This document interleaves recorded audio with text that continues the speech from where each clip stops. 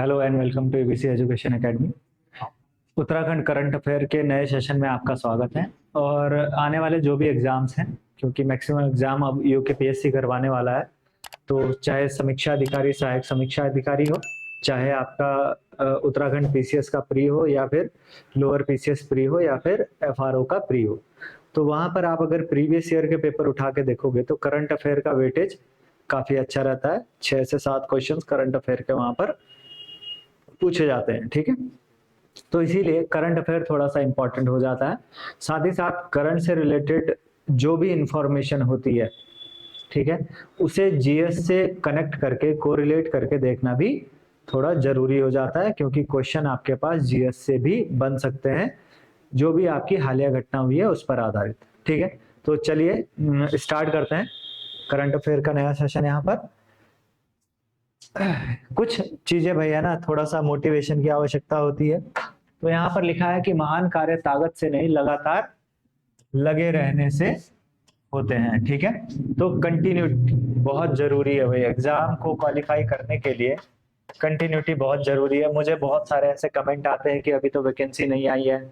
ठीक है, मान लीजिए वैकेंसी आ जाती है तो क्या आपकी तैयारी 2 महीने 3 महीने में पूरी हो जाएगी? है ना। तो आपको अभी से ही वो सारी चीजें तैयार करके यहाँ पर चलना पड़ेगा भाई। बहुत लंबी प्रोसेस है प्रिपरेशन करना, है ना, बहुत कंटिन्यूटी के साथ चीजों को देखना पड़ता है।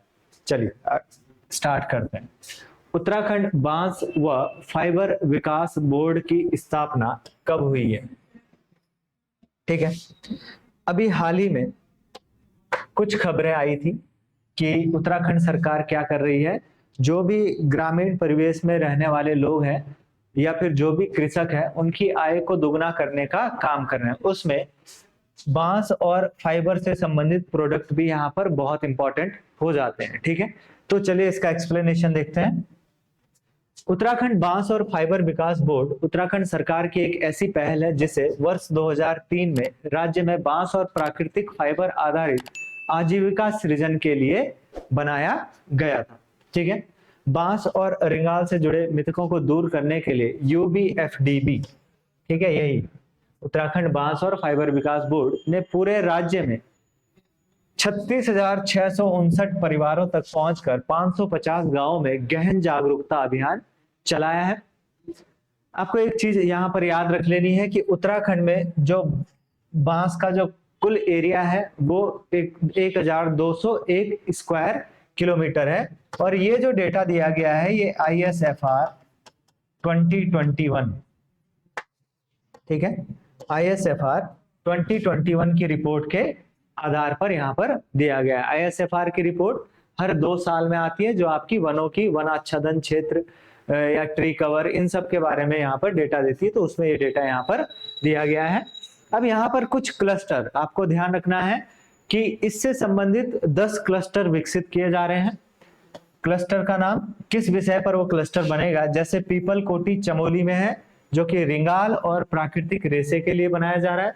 मंगरोली चमोली में प्राकृतिक रेशे, देवाल चमोली में ये भी प्राकृतिक रेशे, संगम चट्टी ये उत्तरकाशी में है जो कि रिंगाल और प्राकृतिक रेशे के लिए है। मोरी उत्तरकाशी प्राकृतिक रेशे के लिए, सूपी बागेश्वर, इन जगहों का नाम भी याद रख लीजिए कहां से संबंधित है। ठीक है, रिंगाल और प्राकृतिक रेशा। सितारगंज उधम सिंह नगर में है बांस और मौसमी घास के लिए। खटीमा उधम सिंह नगर बांस और मौसमी घास के लिए। कोटद्वार पौड़ी में है जो कि बांस के लिए। और अरविंद नगर यूएस नगर यानी उधम सिंह नगर में बांस के लिए। ठीक है, तो हो सकता है यहां से आपके पास कुछ मिलान करने के लिए आपके पास चीजें आ जाए कि क्लस्टर का नाम दे दिया गया और विषयगत क्षेत्र दे दिया गया, या फिर इनमें से कोई एक जगह आपको मिलान के लिए दे दी जाए। तो इस तरीके से यूकेपीएससी आपके पास क्वेश्चन रख सकता है। चलिए आगे देखते हैं। नेक्स्ट क्वेश्चन है, माधव सिंह भंडारी सामूहिक सहकारी खेती योजना, बहुत इंपॉर्टेंट है भाई, का संबंध किस क्षेत्र से है? बागवानी फसलों से, चकबंदी से, वाणिज्यिक फसलों से, या फिर बंजर खेतों में उत्पादन से? तो इसका सही उत्तर है बंजर खेतों में उत्पादन से। उत्तराखंड में पलायन की समस्या बहुत हो चुकी है ना। इसके लिए ही क्या है, पलायन आयोग और ऐसी बहुत सारी योजनाएं सरकार के द्वारा यहाँ पर चलाई जा रही है। तो इसी क्रम में सरकार ने क्या करा है कि जो भी बंजर खेती है, गांव छोड़कर जो लोग चले गए हैं तो उनकी खेती वहां पर बंजर हो चुकी है, तो उस बंजर खेती को सरकार क्या करेगी, या तो खुद या फिर किसी ऑर्गेनाइजेशन को कुछ समय के लिए यानी 15 से 30 सालों के लिए लीज पर दे देगी और उससे आमदनी का यहाँ पर एक अच्छा मौका यहाँ पर पलायन किए हुए लोगों को भी मिल सकता है। तो इसी से संबंधित एक पहल है माधव सिंह भंडारी सामूहिक सहकारी खेती योजना।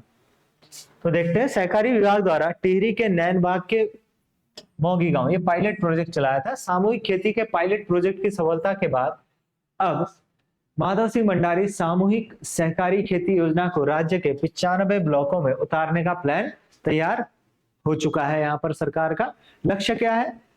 इस योजना का मकसद संयुक्त सहकारी खेती का बड़े स्तर पर उत्पादन संग्रहण के अलावा तैयार उत्पादों को किसानों के लिए लाभकारी मूल्य पर बाजार में उतारना है, यानी इन बंजर भूमि का उपयोग कर यहाँ पर प्रोडक्शन करना है, कृषि करना है। स्वरूप क्या होगा? पायलट प्रोजेक्ट के बाद पूरे राज्य में इस योजना के अंतर्गत तकरीबन 670 सहकारी समितियों को मजबूत करते हुए प्लान तैयार किया गया है, जो कि ग्रामीण आर्थिक विकास केंद्र के तौर पर विकसित किए जाएंगे। इस योजना से किसानों की छोटी छोटी जोतों को जोड़कर सहकारी सामूहिक खेती भी यहाँ पर की जाएगी। तो इसका मतलब क्या है? चकबंदी को यहाँ पर अप्लाई किया जाएगा, ठीक है। तो इससे क्या होगा? एक तो किसानों की आय में वृद्धि होगी, दूसरा जो भी बंजर खेती है उस पे उत्पादन पुनः यहाँ पर किया जा सकता है। चलिए नेक्स्ट क्वेश्चन देखते हैं। उत्तराखंड में वैश्विक निवेशक शिखर सम्मेलन का आयोजन कहाँ किया जाएगा?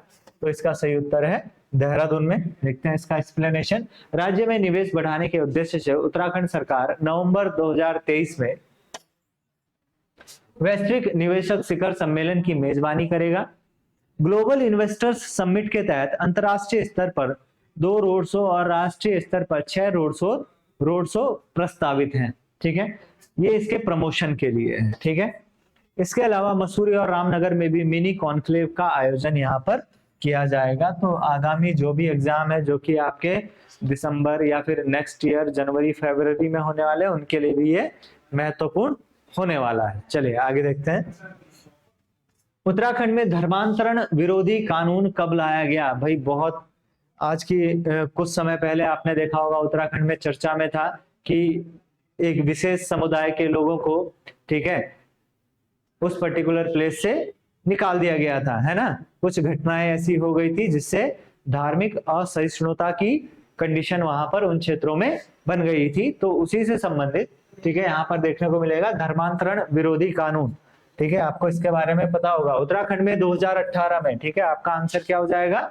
वर्ष 2018 में धर्म परिवर्तन कराए जाने को रोकने के लिए एक कानून लाया गया था, जिसके तहत दोषी को 1 से 5 साल की कैद और SC/ST के मामले में 2 से 7 साल की कैद की सजा का प्रावधान यहाँ पर था। स्टेटमेंट बन सकता है कि धर्मांतरण विरोधी कानून में कौन कौन से स्टेटमेंट शामिल हैं या नहीं है। साल 2022 में पुष्कर सिंह धामी की सरकार ने इस कानून को और सख्त कर दिया, जिससे जबरन धर्म परिवर्तन कराने वाले दोषी को 10 साल तक की सजा का प्रावधान यहाँ पर किया गया है। और एक चीज और कि किन किन राज्यों में धर्मांतरण विरोधी कानून लागू हो रखा है, तो जैसे उड़ीसा, मध्य प्रदेश, अरुणाचल प्रदेश, छत्तीसगढ़, गुजरात, झारखंड, हिमाचल प्रदेश और उत्तर प्रदेश, ठीक है। साथ ही साथ ये जो धर्मांतरण विरोधी कानून है, इसको आप किससे अटैच करके देखो, लव जिहाद का जो मामला चल रहा है, ठीक है, इससे भी आप इसे कनेक्ट करके देख सकते हो। क्योंकि लव जिहाद में भी क्या होता है, प्यार के झूठे झांसे में फंसाकर, ठीक है, जबरन क्या होता है, एक दूसरे धर्म के व्यक्ति से शादी कर ली जाती है, या फिर शादी करने के बाद उसे छोड़ दिया जाए, या फिर उसे अगवा कर लिया जाता है। तो ऐसी कुछ घटनाएं यहाँ पर हाल ही में देखने को मिली है, तो इसलिए ये इंपॉर्टेंट भी हो जाता है, ठीक है। तो उत्तराखंड इस पर कानून बना चुका है, और कब बनाया है? वर्ष 2018 में। चलिए आगे देखते हैं नेक्स्ट क्वेश्चन। उत्तराखंड में समान नागरिक संहिता का ड्राफ्ट तैयार करने वाली समिति में सदस्यों की संख्या कितनी है? ये क्यों चर्चा में है? क्योंकि अभी हाल ही में जो ये समिति बनाई गई थी, ठीक है, इस समिति के द्वारा अपनी रिपोर्ट प्रस्तुत की जानी है, सरकार को सौंपी जानी है, जिसके बाद सरकार ये फैसला करेगी कि उत्तराखंड में समान नागरिक संहिता को लागू किया जाए या नहीं किया जाए। ठीक है, अभी तक देश में केवल एकमात्र ऐसा राज्य है जहां पर समान नागरिक संहिता लागू है, वो है आपका गोवा। तो हो सकता है जल्दी उत्तराखंड भी क्या हो जाए, समान नागरिक संहिता को लागू करने वाले राज्यों की श्रेणी में शामिल हो जाए। तो यहाँ पर जो समिति बनाई गई थी वो 5 सदस्यीय समिति थी। इसमें यूनिफॉर्म सिविल कोड के लिए सुप्रीम कोर्ट की रिटायर्ड जज रंजना प्रकाश, ठीक है, रंजना प्रकाश देसाई की अध्यक्षता में यहाँ पर एक कमेटी बनाई गई थी। इसमें जो सदस्य थे वो कौन कौन थे? सिक्किम उच्च न्यायालय के पूर्व मुख्य न्यायाधीश प्रमोद कोहली, देहरादून के सामाजिक कार्यकर्ता मनु गौड़, उत्तराखंड के पूर्व मुख्य सचिव शत्रुघ्न सिंह और दून विश्वविद्यालय की कुलपति डॉक्टर सुरेखा डंगवाल शामिल है। यह समिति 27 मई 2022 को बनाई गई थी। अब आपको कुछ चीजें पता होनी चाहिए। समान नागरिक संहिता का उल्लेख भारतीय संविधान के अनुच्छेद 44 में किया गया है, जो राज्य के नीति निर्देशक तत्व के अंतर्गत आता है। अनुच्छेद 44 में कहा गया है कि राज्य भारत के समस्त राज्य क्षेत्र में नागरिकों के लिए एक समान सिविल संहिता प्राप्त कराने का प्रयास करेगा। अभी हाल ही में एक एग्जाम का मेंस का रिजल्ट आया, लोअर पीसीएस एग्जाम का, वहां पर एक क्वेश्चन आप लोगों से बहुत पूछा जा सकता है कि क्या समान नागरिक संहिता को लागू करना प्रासंगिक रहेगा या नहीं रहेगा। ठीक है, तो जो भी बच्चे प्रिपरेशन कर रहे हैं इंटरव्यू की, उनको सीधा सीधा सिंपल सा एक जो स्टेटमेंट है, जो उनका आंसर क्या होना चाहिए, क्योंकि भारतीय संविधान के अनुच्छेद 44 में वर्णित है कि राज्य भारत के समस्त राज्य क्षेत्र में नागरिकों के लिए एक समान सिविल संहिता लागू करने का प्रयास करेगा, जिसके तहत ये प्रासंगिक है कि ये समान नागरिक संहिता क्या होनी चाहिए, लागू होनी चाहिए। ठीक है, सिंपल सा आंसर है, क्योंकि कॉन्स्टिट्यूशन में लिखा है तो कॉन्स्टिट्यूशन की बात को कोई काट भी नहीं सकता है। ठीक है, दूसरी चीज, समान नागरिक संहिता होती क्या है? तो जैसे कि आपराधिक मामलों में क्या है, सभी नागरिकों के लिए एक समान दंड का प्रावधान यहाँ पर किया गया है, वैसे ही कुछ सिविल मामले जैसे विवाह, तलाक, उत्तराधिकारी नियुक्त करना, ठीक है, गोद लेना किसी को, इन सब के लिए अलग अलग धर्मों में क्या है, अलग अलग कानून बनाए गए हैं। तो वो सभी धर्मों के व्यक्तियों के लिए एक समान सिविल कानून बनाया जाना ही क्या कहलाता है, आपका समान नागरिक संहिता कहलाता है। तो आपको इसके बारे में भी बेसिक इंफॉर्मेशन पता होनी चाहिए। अगला प्रश्न यहाँ पर देखते हैं। ठीक है, उत्तराखंड मुख्यमंत्री उच्च शिक्षा मेधावी छात्रवृत्ति प्रोत्साहन योजना की घोषणा कब की गई? तो इसका सही उत्तर जो है वो 31 मई 2023 को ये घोषणा की गई थी। अब इस योजना के तहत क्या क्या प्रावधान यहाँ पर किए गए हैं वो हम यहाँ पर देखते हैं कि उत्तराखंड सरकार द्वारा मुख्यमंत्री उच्च शिक्षा मेधावी छात्रवृत्ति प्रोत्साहन योजना को की घोषणा की गई है, जिसकी घोषणा 31 मई 2023 को की गई है। ठीक है, उत्तराखंड मुख्यमंत्री उच्च शिक्षा मेधावी छात्रवृत्ति प्रोत्साहन के अंतर्गत लाभार्थियों को निम्नलिखित लाभ यहाँ पर प्रदान किए जाएंगे।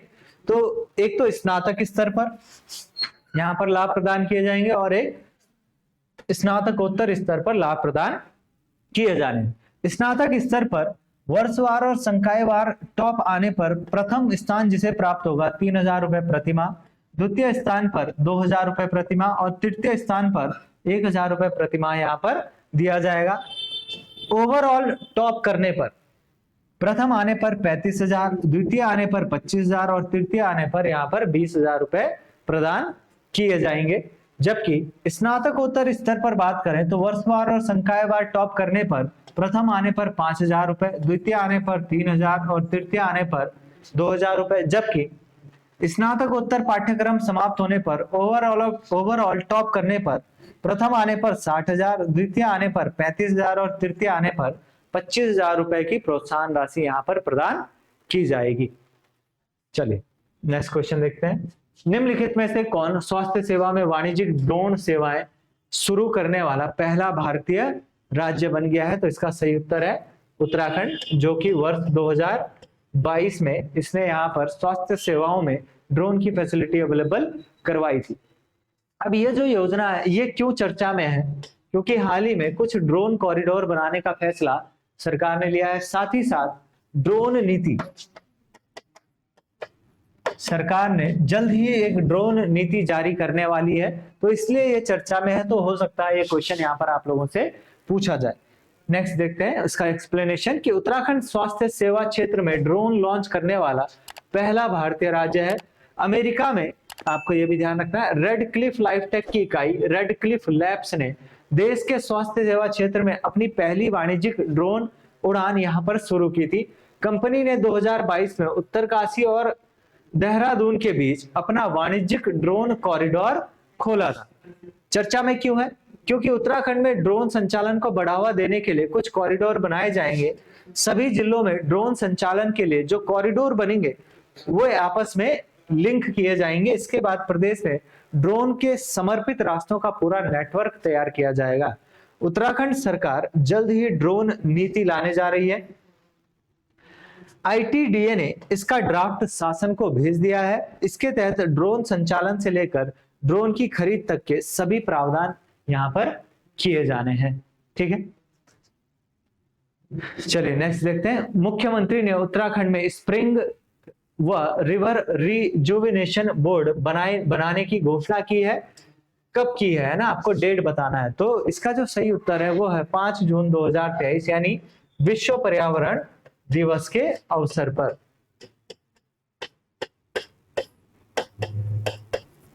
अब यहाँ पर आपको यह समझना है कि ये जो बोर्ड है ये किस लिए यहाँ पर बनाया गया। तो स्प्रिंग का मतलब होता है झरने, ठीक है, और ये झरने से ही क्या है, नदी स्रोत।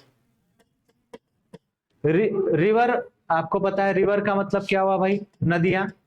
और रिजुविनेशन मतलब इन्हें दोबारा से आप ये कह लीजिए पुनरुद्धार के लिए नदियों के, ठीक है, क्योंकि क्या हो रहा है, नदियों का जो पानी है वो धीरे धीरे सूखता जा रहा है। तो इसी से संबंधित ये जो बोर्ड है यहाँ पर कार्य करेगा। चलिए देख लेते हैं।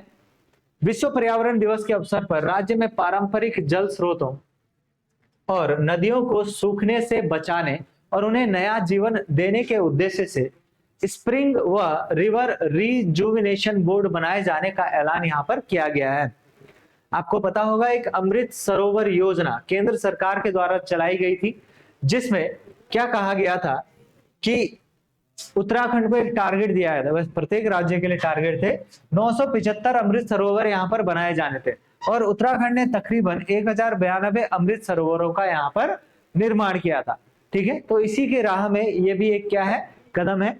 और इसी अवसर पर मुख्यमंत्री ने कहा कि मृदा को किस तरीके से बचाया जाए, इसके लिए 5 प्रमुख बातों पर यहाँ पर ध्यान देना आवश्यक है। जैसे मृदा को रसायन मुक्त बनाना, मिट्टी में प्राकृतिक जैविक खाद के रूप में काम आने वाले जीवों को बचाना, मिट्टी की नमी को बनाए रखना, उस तक जल की उपलब्धता को बनाए रखना, भूजल कम होने की वजह से मिट्टी को होने वाले नुकसान को कैसे दूर किया जाए, इन सब चीजों के बारे में यहाँ पर चर्चा की गई। तो ये टॉपिक आपका मेंस पॉइंट ऑफ व्यू से बहुत इंपॉर्टेंट होने वाला है, मृदा एवं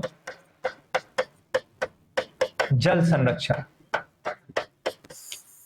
ठीक है, आपको अप्रोच मृदा एवं जल संरक्षण के लिए उत्तराखंड सरकार के द्वारा क्या कार्य किए जा रहे हैं, तो आप बोल सकते हो स्प्रिंग एंड रिजुविनेशन बोर्ड का गठन भी यहाँ पर किया गया है। ठीक है, तो ये भी आप पॉइंट में लिख सकते हो। चलिए आगे देखते हैं। केंद्र द्वारा हाल ही में उत्तराखंड में कितने नए शहरों को बसाने के लिए प्रारंभिक तौर पर मंजूरी दी है। ठीक है, तो यहाँ पर प्रारंभिक तौर पर जो मंजूरी दी है वो 2 शहरों को दे दी गई है, जबकि इस तरीके के कुल 8 शहरों को पूरे राज्य में बनाया जाना है। तो वो शहर कौन कौन से जहां पर इस तरीके की फैसिलिटीज केंद्र के द्वारा अवेलेबल करवाई जाएंगी, तो देख लेते हैं। उत्तराखंड में काशीपुर व डोईवाला के निकट 2 नए शहर बसाने को केंद्र सरकार ने प्रारंभिक तौर पर मंजूरी दे दी गई है। आवास विभाग प्रदेश में 8 नए शहरों को बसाने की योजना पर काम कर रहा है। पिछले दिनों मुख्यमंत्री पुष्कर सिंह धामी ने केंद्र से इस संबंध में अनुरोध करते हुए 1100 करोड़ का प्रस्ताव रखा था या दिया था इन्होंने। इसके तहत आवास विभाग ने 2 शहरों का प्रस्ताव तैयार किया है और केंद्रीय आवासन और शहरी कार्य मंत्रालय को भेज दिया गया है। तो 2 शहर कौन कौन से हैं? इनमें से एक शहर काशीपुर में पराग फार्म की भूमि पर इंडस्ट्रियल सिटी के नाम से बनाया जाएगा, जिसमें 378.50 हेक्टेयर भूमि को यूटिलाइज किया जाएगा। और दूसरी टाउनशिप डोईवाला के निकट दून हरिद्वार हाईवे पर एरो सिटी के नाम से बनेगी और इसे एक और नाम से इंटीग्रेटेड टाउनशिप के नाम से जाना जाएगा। यह शहर 3080 हेक्टेयर भूमि पर बनाया जाएगा, जिसमें से 746 हेक्टेयर सरकारी भूमि होगी और 2333.81 हेक्टेयर यहाँ पर निजी भूमि होगी। ठीक है, तो अभी हमने देखा था कुल 8 शहरों को यहाँ पर बसाया जाना है। वे 8 शहर कौन कौन से हैं वो चिन्हित किए गए हैं। सबसे पहला डोईवाला के निकट दून हरिद्वार हाईवे, कुल 3080.8 हेक्टेयर भूमि पर इंटीग्रेटेड टाउनशिप इसका नाम यहाँ पर रखा जाएगा। दूसरा दून पोटा साहिब हाईवे पर छरबा सहसपुर में साइबर सिटी के नाम से जाना जाएगा। तीसरा आर्केडिया चाय बागान देहरादून, आर्केडिया चाय बागान Dehradun new Dehradun twin city के नाम से जाना जाएगा।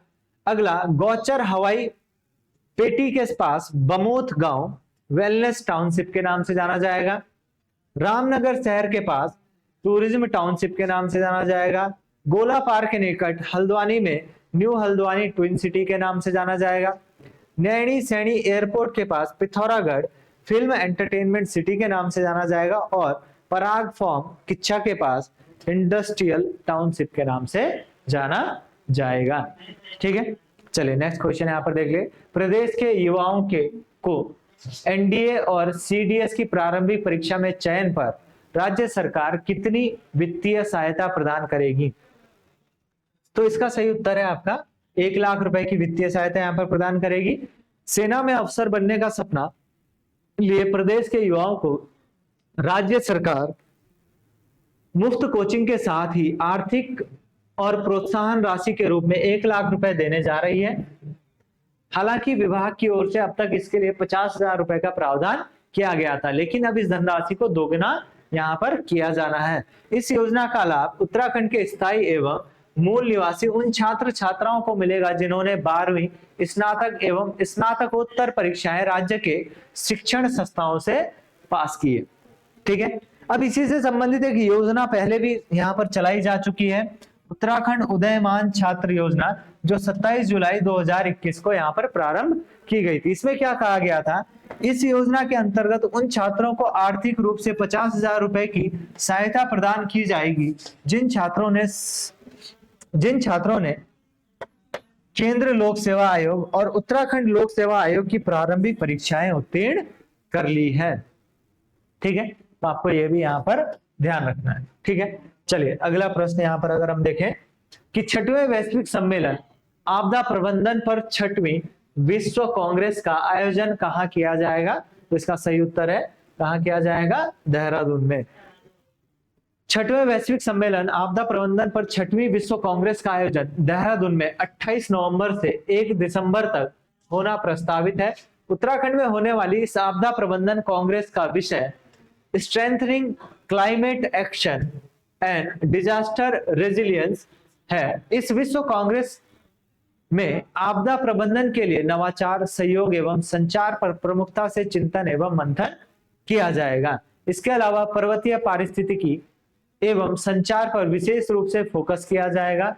वैश्विक स्तर पर होने वाली इस कार्यशाला से उत्तराखंड को एक नई पहचान यहाँ पर मिलेगी, क्योंकि यहाँ पर भाई देखिए, अगर आप देखोगे तो आपदा यहाँ का बहुत इंपॉर्टेंट मुद्दा हमेशा से रहा है, तो इस क्षेत्र में भी यहाँ पर एक विशेष उपलब्धि के रूप में यहाँ पर उत्तराखंड को एक अलग पहचान दिलाई जा सकती है। सम्मेलन में विशेषज्ञों की ओर से आपदा न्यूनीकरण, जनधन की हानि को कैसे कम से कम किया जाए और वैज्ञानिक दृष्टिकोण के प्रयोग पर गहनता से विचार विमर्श यहाँ पर किया जाएगा। और कई कारणों से नदियों पर जब रास्ता अपना बदल देती है तो इससे भी काफी जनधन की हानि होती है। इस पर भी इस सम्मेलन में विशेषज्ञों के द्वारा चर्चा की जाएगी और जिस चर्चा के परिणाम स्वरूप कुछ रोकथाम के इस तरीके की आपदाओं से होने वाले प्रभाव को किस तरीके से कम किया जाए, उस पर भी आगे की राह मजबूत की जा सकती है। ठीक है, चलिए आगे देखते हैं। नेक्स्ट, देश के किस राज्य में उत्तराखंड राज्य के लिए थर्मल पावर प्लांट लगाया जाएगा? अब लगाइए, उत्तराखंड राज्य को क्या कहा जाता है भाई? ऊर्जा प्रदेश, है ना। और ये बहुत विडंबना वाली बात है कि ये जो ये जो उत्तराखंड राज्य है जिसे हम ऊर्जा प्रदेश के नाम से जानते हैं, यह ऊर्जा प्रदेश को किसी और राज्य में थर्मल पावर प्लांट की मदद से अपनी बिजली की जो आपूर्ति है उसे पूरा करने की तरफ प्रयास करने पड़ रहे हैं। ठीक है, तो बहुत क्या है भाई, डायलेमा वाली स्थिति मानी जा सकती है। ठीक है, इसके पीछे का कारण भी है कि ऐसा क्यों किया जा रहा है। पहले इस क्वेश्चन का आंसर यहाँ पर देख लेते हैं। उसका सही उत्तर है उड़ीसा। अब आपको ध्यान रखना है थर्मल पावर प्लांट क्या होता है, जहां पर कोयले की मदद से, ठीक है, कोयले को जलाकर बिजली का उत्पादन किया जाता है। ठीक है, उसे थर्मल पावर प्लांट कहा जाता है। तो उत्तराखंड में बिजली की मांग के सापेक्ष उत्पादन काफी कम होने के चलते अब उड़ीसा में कोयले से बिजली पैदा की जाएगी। इसके लिए प्रदेश में जल्द ही टीएचडीसी और यूजेवीएनएल का एक संयुक्त उपक्रम बनने जा रहा है। कारण क्या है? ऊर्जा सचिव आर मीनाक्षी सुंदरम ने बताया कि जल विद्युत परियोजनाओं से होने वाला बिजली उत्पादन सीजन के हिसाब से प्रभावित होता है। मॉनसून आता है तो उत्पादन बढ़ता है, लेकिन नदियों में गाद आने पर कम हो जाता है। सर्दियों और इसके बाद गर्मियों में नदियों का जल स्तर गिरने से उत्पादन कम हो जाता है। ठीक है, उड़ीसा में टीएचडीसी के पास पहले से ही कोयले की खदान है, इसके पास ही संयंत्र स्थापित किया जाएगा। ठीक है, ये तो आपका आंसर यहां पर हो गया। इसके अलावा प्रदेश में 3 गैस आधारित पावर प्लांट भी यहां पर लगाए गए हैं। इनमें से 2 अभी क्या है, संचालित किए जा रहे हैं। गैस आधारित बिजली संयंत्र श्रावंती, नाम आप याद रखिए, क्या है भाई, हो सकता है ये चर्चा में है तो आपके पास क्वेश्चन पूछ लिया जाए या मिलान करने को आ जाए। श्रावंती है, तो श्रावंती क्या है, गैस आधारित पावर प्लांट जो उत्तराखंड में काशीपुर में लगाया गया है, 214 मेगावाट तक की बिजली पैदा कर सकती है। वहीं गामा संयंत्र महुआ खेड़ा गंज, ये भी काशीपुर के पास ही है, उधम सिंह नगर में, 107 मेगावाट की बिजली उत्पादन की क्षमता इस प्लांट की है। जबकि तीसरा प्लांट जो है वो उसका नाम है बीटा। ठीक है, यह अभी संचालित नहीं हुआ है। तो हमें यहां पर गैस आधारित पावर प्लांट पर भी निर्भर रहना पड़ रहा है। यहां पर दिक्कत क्या है भाई, यहां पर केंद्र से पहले गैस यहां पर आएगी तो जाकर इसके द्वारा बिजली का उत्पादन किया जाएगा, तो यहां पर भी कुछ समस्याएं बनी हुई है भाई। ठीक है, चलिए, तो ये फैक्ट आपको बुक्स में भी नहीं मिलेंगे भाई। ठीक है, इन फैक्ट को यहाँ पर आप लोग नोट करके रखिएगा। चलिए आगे देखते हैं। वर्ष 2022 एवं 23 के लिए राष्ट्रीय फ्लोरेंस नाइटिंगेल पुरस्कार से उत्तराखंड से संबंधित किस या किन नर्सों को सम्मानित किया गया है? तो मेजर जनरल स्मिता देवरानी, ब्रिगेडियर अमिता देवरानी, मंजू कैरा और उपरोक्त सभी। तो आपका सही उत्तर क्या होगा? सभी को यहाँ पर फ्लोरेंस नाइटिंगेल सम्मान से सम्मानित किया गया है। तो राष्ट्रपति द्रौपदी मुर्मू ने नई दिल्ली में आयोजित समारोह में सैन्य नर्सिंग सेवा की अपर महानिदेशक एडीजी मेजर जनरल स्मिता देवरानी और दक्षिणी कमान मुख्यालय की ब्रिगेडियर एमएनएस ब्रिगेडियर अमिता देवरानी को क्रमशः 2022 और 2023। तो आपसे पूछा जा सकता है 2022 के लिए किसे दिया गया? तो मेजर जनरल स्मिता देवरानी, जबकि 2023 के लिए ब्रिगेडियर अमिता देवरानी को राष्ट्रीय फ्लोरेंस नाइटिंगेल पुरस्कार से सम्मानित किया गया। इसके अलावा राष्ट्रपति ने उत्तराखंड की मंजू कैरा को वर्ष 2022 के लिए राष्ट्रीय फ्लोरेंस नाइटिंगेल पुरस्कार से सम्मानित किया गया है। स्वास्थ्य और परिवार कल्याण मंत्रालय द्वारा 1973 में संस्थापित राष्ट्रीय फ्लोरेंस नाइटिंगेल पुरस्कार नर्सों और नर्सिंग प्रोफेशनलों को समाज को प्रदान की गई उनकी सराहनीय सेवाओं के सम्मान स्वरूप दिया जाता है। ठीक है, चलिए नेक्स्ट क्वेश्चन है कि उत्तराखंड में आपदाओं से बचाव के लिए Uttarakhand multi hazard warning system के तहत कितने स्थानों पर सायरन सिस्टम लगाया जाएगा? ठीक है, तो अर्ली वार्निंग सिस्टम यहाँ पर डेवलप किया जा रहा है, जिसमें क्या किया जा रहा है कि आपदा से पहले ही सायरन बजा कर या सायरन के रूप में, ठीक है, आपको सचेत करवा दिया जाएगा कि कौन सी आपदा आने वाली है। दूसरा, इस अर्ली वार्निंग सिस्टम का एक इंपॉर्टेंट जो इसकी कैरेक्टरिस्टिक है वो ये भी है कि अलग अलग आपदाओं में अलग अलग तरीके के सायरन से आपको सचेत करेगा। ठीक है, तो इसका सही उत्तर है 250। देख लेते हैं कि उत्तराखंड में आपदाओं से बचाव के लिए Uttarakhand multi hazard early warning system के नाम से, आपको ध्यान रखना है, multi hazard early warning system के नाम से इस पायलट प्रोजेक्ट के प्रथम चरण में 250 जगहों पर सायरन सिस्टम लगाया जाएगा।